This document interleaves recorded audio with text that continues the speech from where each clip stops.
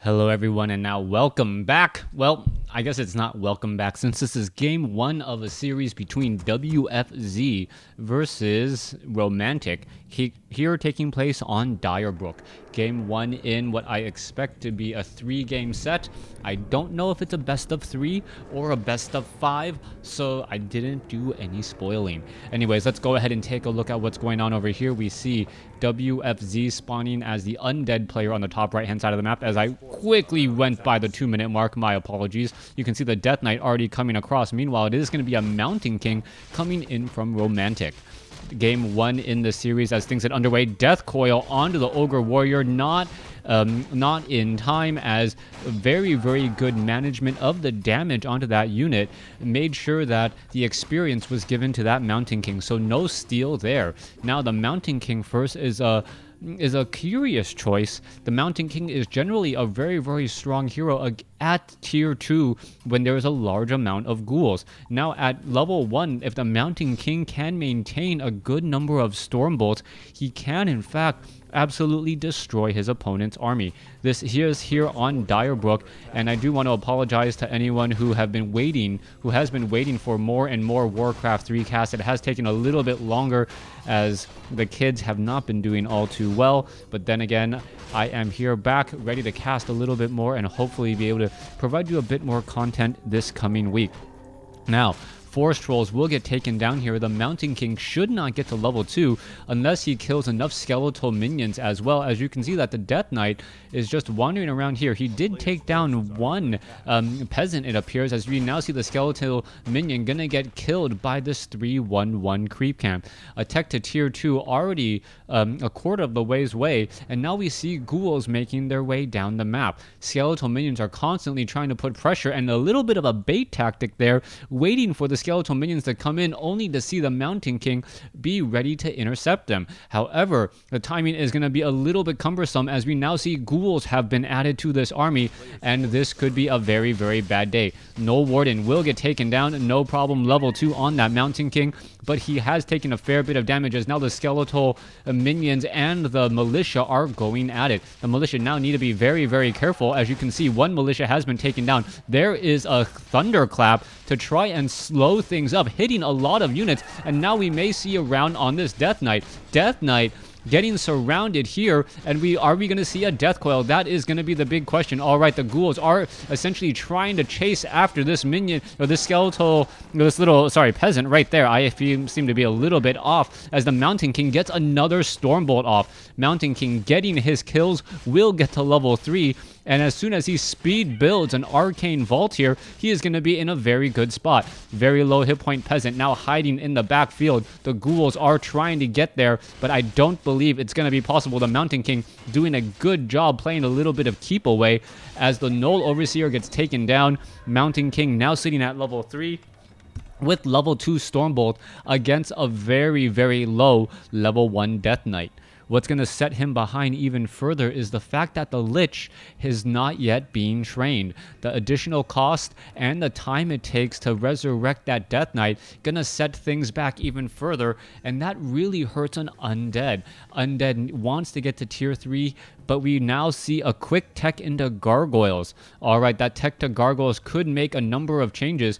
Guard towers are being constructed. You can see that there is one Arcane Tower. Another Guard Tower needs to be upgraded here by Romantic if he wants to really fend off the attack. Dark Ranger, a beautiful split decision here by the Undead player WFZ here to make sure that he can push forward with tier 2 pressure. Now, the Gargoyles are going after the peasants, and this is the problem with going for an Archmage first. By going Archmage first, you do not have the ability to train up Water Elementals. Water Elementals are extremely important, as you can see how important it is to try and keep up those units. Alright, there's the cancellation on the Scout Tower. It does get taken down. One peasant does get taken down, but the Death Knight may end up getting surrounded and death coiled again. Alright, peasant after peasant gonna end up falling here. There it goes, as we now see the Death Knight is absorbing a bit of damage. There is a low hit point ghoul that is not getting attacked there. Not quite sure why, as another Gargoyle gets taken down. All right, low hit point Ghoul. It looks like he is going to be able to finally get taken down. Mountain King trying to slip over, and is he going to be able to catch up? The Mountain King does in fact have boots of speed. He should be able to catch up. Mountain King, is he going to be able to get off a Stormbolt? He should be able to, and there's the Stormbolt and a beautiful scroll of Town Portal to intercept it. Mountain King will not have enough mana in order to Stormbolt him again, and a potion of healing should be used. The Death Knight now hiding in the back on Blight, as you see him regenerating hit points rather quickly. All right, one guard tower is all that is standing between this gargoyle and this expansion, but it looks like it will be enough. Meanwhile, back over here, we are still looking at tier 1 buildings. No second hero yet, not even a blacksmith for riflemen, as the gargoyle is gonna start picking apart more and more peasants. Now, the Death Knight with a Dark Ranger can work together to continue this pressure, but this is a dangerous spot for the Undead to be. If he does not stop this expansion, the economic difference is simply going to start to get heavier and heavier. The Undead could in fact try to train up 5 acolytes and set up an expansion of his own, and that does make sense right now since he is putting pressure with gargoyles. However, that will delay destroyers if his opponent does get to tier 2. Now let's take a look at what's going to happen here. Mountain King sitting at level 3, still no Arcane Vault that I can spot.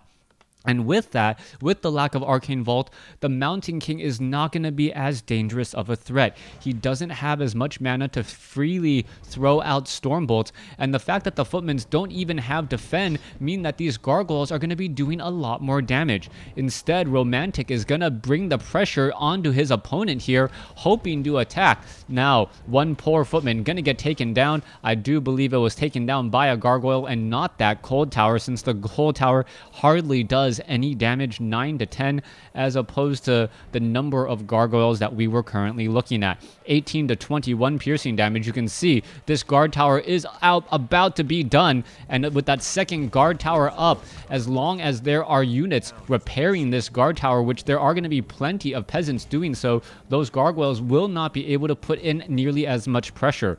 Gargoyles now being forced to push back here as the Footmen are running rabid inside the base, but a Dark Ranger and attacking an Undead inside his base is extremely dangerous. Death Knight does get a Stormbolt down, or does get a Stormbolt onto him, and it looks as though that Death Knight will get taken down to 13 hit points. There he goes. However, the Gargoyles are going to go after the Mountain King now, and this may not be worth the squeeze. The juice definitely not worth the squeeze here. Even if he saves this Mountain King, he has taken considerable damage, and now the Mountain King trying to get away down to 48 hit points and running for his life. The Gargoyle is going to try to cut him off at the pass, and that is what we're looking at now. Gargoyle is going to get in front here, and is that Mountain King going to get taken down? Oh my goodness. Oh, holy sheesh.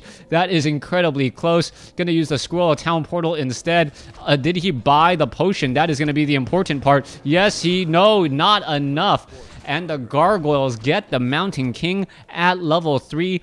Things are all even up as the Dark Ranger gonna start putting pressure inside this base now. There are plenty of guard towers here though, and the guard towers are gonna push back those Gargoyles from really doing much damage. Mountain King not getting resurrected. Not quite sure why he is not being resurrected yet. Plenty of gold to do so. Instead, going for the Tavern Resurrection, as the Mountain King still needs a bit of mana. All right, Guard Tower has gotten level 1 masonry upgrades.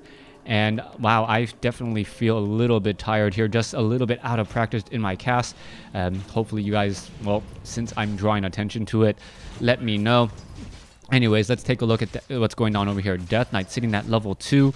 Dark Ranger sitting at level 2. Plenty of Gargoyles in the air. And the lack of defend and the lack of response from Romantic to try and stop those Gargoyles is really the big issue.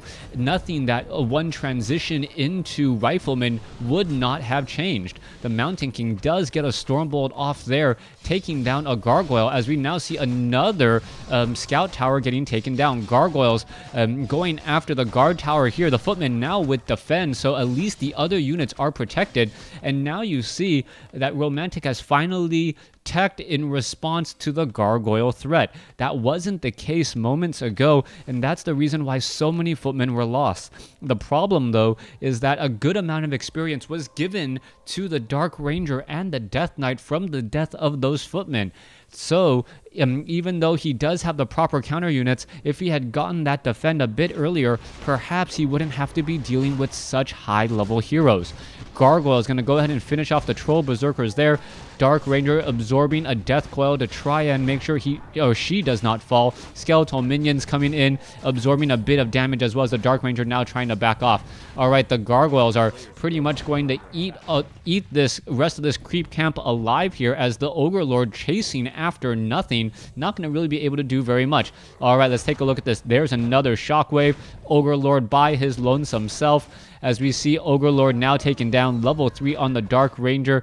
Death Knight at level 2 with Devotion Aura, remembering his paladin ways. Alright, back over here, Mountain King still sitting at level 4. He's trying to buy some additional items. Perhaps, yes, a potion of invulnerability, and if he can get a number of key acolytes down, that could slow things up even further. We can see that he is at Halls of the Dead, no tech to Black Citadel, which means that we are not going to see destroyers anytime soon. Now, I am still surprised we have not seen any sort of rifleman or anti-air. That is a big problem, not having anti-air against this many gargoyles. Gargoyles, 18 to 21 damage. Alright, in comes a Staff of Teleportation. A third of guard tower is now up. Mountain King is here. What is he doing? Why is he just slowed right there? As you can see, a Stormbolt takes down one gargoyle pretty quickly. Alright, the Masonry upgrade only at level 1. It looks like this guard tower is going to get taken down to 23 hit points. There it goes. There is another Stormbolt to take down another, and the Mountain King with those Stormbolts are doing a great job to try and take down gargoyle after gargoyle. Level 2 Masonry upgrades just now getting completed, and I believe that was a big issue. If the level 2 Masonry upgrades were done, I do not think the other guard tower would have fallen. Now the big question is going to be, can the rest of these guard towers stay up? That Mountain King has a potion of mana, so he should be able to get off another easy 2 kills, as the potion of invulnerability now being used. Using potions like a madman, and that's where all of that extra income is coming from this gold mine. If he can translate that into more experience on the Mountain King, it may end up working out. The Mountain King still running around in circles here, trying to run away from these skeletal minions as the guard towers are now repairing. There has not been a real fight in an open field. It's always been home field advantage to someone, as we now see silence on the Mountain King.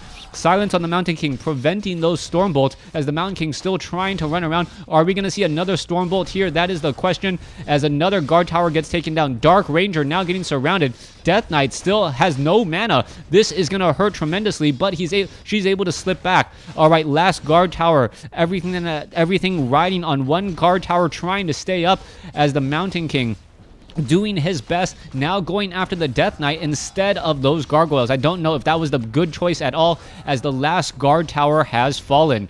3 guard towers now down to nothing. Footmen do have defend, but they are not really doing all that much. There is a Thunderclap. Mountain King trying to finish off that last attack, unable to do so. Death Coil comes in just in time. Stormbolt onto the Dark Ranger. Dark Ranger now taking even more damage, and this battle is going back and forth. Alright, there goes another Footman, and this expansion looks like it is going to fall. No more mining at this additional base here, and the Undead now haunting a gold mine of his own. Things are looking very good for WFZ as he pushes forth at just the right time, knowing that he cannot push once that level 2 Masonry upgrade completes.